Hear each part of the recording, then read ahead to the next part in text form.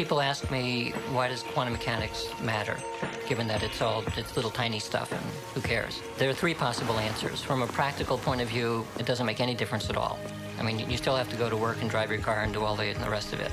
From a second point of view, it infiltrates everything in the world, especially the world of electronics. When you go to the supermarket and you do the scanning at the checkout, that's a quantum mechanical effect.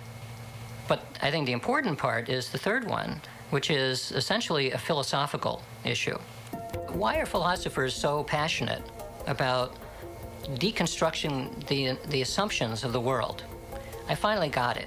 I got it as a result of looking at quantum mechanics and comparing it to classical mechanics. They present two very different ways of thinking about the way that the world works and about what we are. So from a classical perspective, we are machines.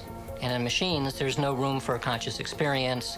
It doesn't matter if a machine dies. You can kill a machine, you can throw it in a dump, it doesn't matter.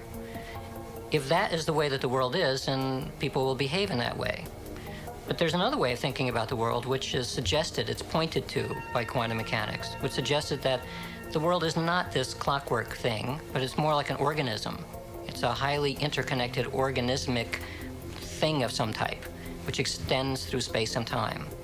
In that kind of environment, what I think and the way that I behave has a much greater impact, not only on myself, but on the rest of the world, than it would if it was a classical world. So from a very basic point of view having to do with morals and ethics, what I think affects the world. That's, I mean, in a sense, that's really the key for why a worldview change is important.